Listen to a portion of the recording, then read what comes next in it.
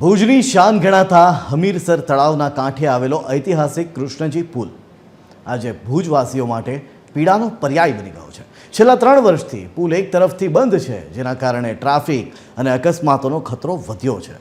નગરપાલિકા માત્ર નકશા અને ટેન્ડરની વાતોમાં જ અટવાયેલી છે, ત્યારે શું છે વાસ્તવિકતા? જોઈએ આ ખાસ અહેવાલમાં।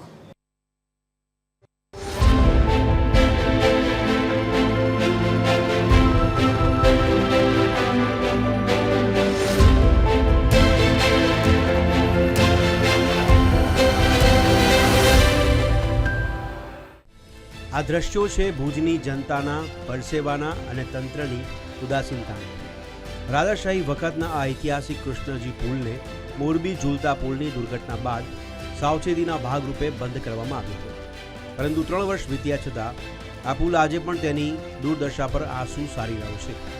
પુલ એક બાજુથી બંધ હોવાથી રસ્તો વન વે કરાયો છે, જેને કારણે અહીંથી પસાર થવું વાહન ચાલકો માટે યુદ્ધ જીતવા સમાન છે।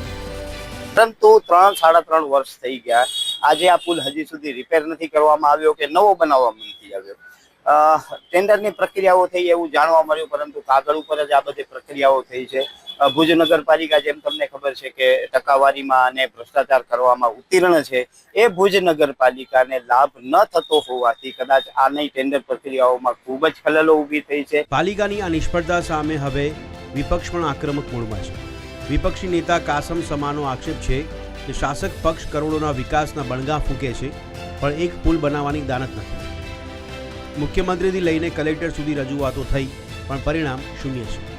અત્યારે જ્યારે પાણી સુકાઈ રહ્યું છે, ત્યારે પુલ બનાવવાની તક હોવા છતાં પાલિકા કુંભકર્ણની નિંદ્રામાં છે। 3 વર્ષ થઈ ગયા, વારંવાર જ્યારે અમે વિપક્ષ તરીકે રજૂઆતો કરી છે અને મીડિયા મારફતે પણ વારંવાર જ્યારે રજૂઆતો થઈ છે, ત્યારે માત્ર ને માત્ર કાગળ ઉપર એના એસ્ટિમેટ આવી અધુરાશ આવી છે। આ ટેન્ડર પ્રક્રિયા કરવા માટે સરકાર શ્રીમાંથી ગ્રાન્ટનો અમને હજી સુધી જવાબ નથી મળ્યો। હવે ગ્રાન્ટ આવી ગઈ, ટેન્ડર પ્રક્રિયા થઈ ગઈ, પણ ટેન્ડરમાં હજી સુધી કોઈ અમને નથી લાગતું કે કોઈ આ ટેન્ડર ભર્યું હોય।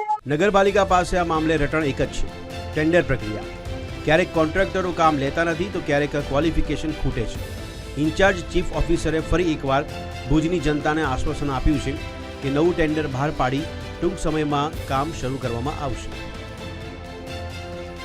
પરંતુ જનતા હવે આ આશ્વાસનોથી કંટાળી છે।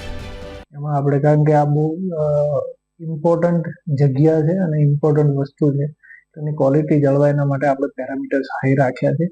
એટલે અનુભવ પણ માગ્યો છે, અનુભવની કમી હતી એટલે આપણે એ પણ રિજેક્ટ કરવામાં આવ્યું। અત્યારે 3જા વખત આપણે ટેન્ડર ઓનલાઈન કર્યું છે, જેની લિમિટ 19 તારીખે પૂરી થશે, ત્યારે જે ટેન્ડરમાં જે પાર્ટી આવશે અને નિયમ અનુસાર ટેન્ડરની પ્રક્રિયા પૂર્ણ કરી અને કામ ચાલુ કરી દેવામાં આવશે।